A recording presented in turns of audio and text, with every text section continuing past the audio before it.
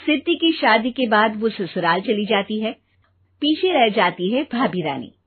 सिद्धि के ससुराल जाते ही भाभी कहती है, अरे वाह जी वाह, सारे कपड़े मेरे। हाय रे पैंट, अरे वाह वाह, मजा आ जाएगा। अरे ये सिद्धि की अलमारी के सामने खड़े होकर क्या बड़बड़ा रही है? जाकर देख मेहमानों को विदाई की मिठाई मिली कि नहीं। अब हाँ माँ जी, क्यों नहीं, लेकिन पहले कपड़े तो बदल लूं।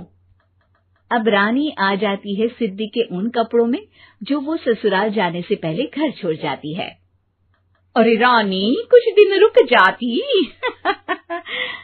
अरे ये तो सिद्धि बिटिया को मैंने ही दिया था, बड़ा ही फबता था उस पर, तुझ पर तो कुछ खास नहीं लग रहा।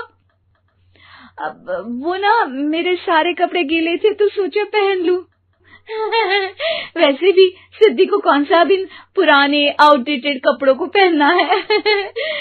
वैसे भी ये सूट तो मैंने तभी पहना था, वैसे खास है भी नहीं ये। हाँ ठीक है, लेकिन ना मेरी सिद्धि पर तो जमता था। सारे मेहमान चले जाते हैं और सिद्धि ससुराल से मायके पहली बार आती है। अपना घर, अपना कमरा, अपनी अलमारी। ये बोलकर जैसे ही सिद्धि अलमारी खोलती है तो सामने उसके कपड़ों की जगह कुछ और ही रखा होता है।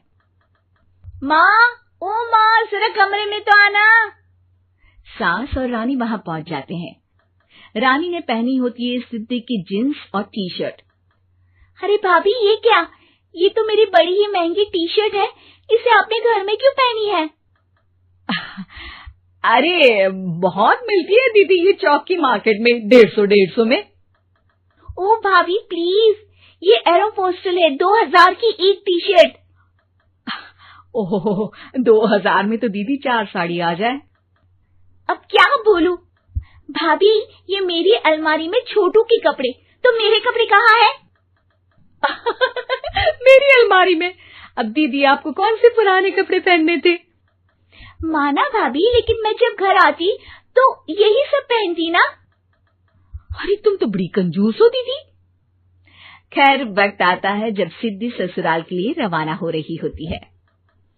अरे रानी, अंदर से सिद्धि का गिफ्ट ले आ, लड़की पहली बार ससुराल से मायके आई है। रानी अंदर जाती है और एक सिंपल सी साड़ी लेकर बाहर आ जाती है। ये लीजिए माँ जी। सास बेटी को गिफ्ट देकर ससुराल भेजती है। अगले दिन रानी एक सुंदर सी साड़ी पहनकर सामने आती है। अरे रानी, ये तो वो साड़ी है जो मैंने सिद्धि को देने के लिए दी थी जब वो ससुराल ले जाती, लेकिन ये तूने कैसे पहन ली?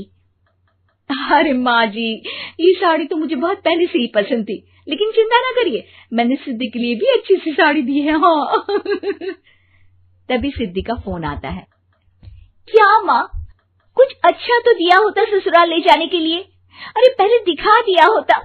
ये चमकते हुए पैकेट में नौकरानी वाली साड़ी मत दिया करो माँ। अरे बेटे, वो तेरी भाभी ने ना गलती से उससे पैकेट बदल गया। हाँ, मैं कल ही तेरे भाई के हाथ से तेरा वाला पैकेट भेज दूंगी। अरे रहने दो माँ, आई एम श्योर भाभी ने अभी वही साड़ी पहनी होगी जो तुमने मेरे लिए रखी थी। तुम तो समझ नहीं पाई उनको। खैर छोड़ो, मैं ज्यादा बोलती अच्छी नहीं लगती, रहने दो, आपको उन्हीं के साथ रहना है, फिर बात करेंगे। सास को रानी पर गुस्सा आ जाता है। वो उसके कमरे में जाती है जहाँ वो शादी का एल्बम देख रही होती है। रानी, मार्केट जाकर एक ऐसी ही साड़ी लेकर आ, कल प्रतीक जाकर सिद्धि के घर दे आएगा। अरे क्यों माँ जी, कितनी साड़ी देनी है दीदी को? यहाँ कोई सेल लगी है क्या? अरे चुप कर, मेरे बेटी के हिस्से की साड़ी खुद पहन ली, अब ज्यादा ज्ञान बांट रही है। एक दिन सिद्धि का फोन आता है। माँ, मेरी सास ने आप सबको खाने पर बुलाया है। सारे लोग सिद्धि के ससुराल पहुँचते हैं। खाना खाकर वो लोग निकल रहे होते हैं कि सिद्धि की सास सभी को गिफ्ट देती है।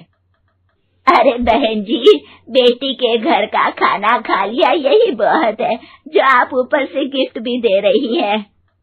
अरे बहन जी, आप भी कहाँ इन बातों पर विश्वास कर रही हैं।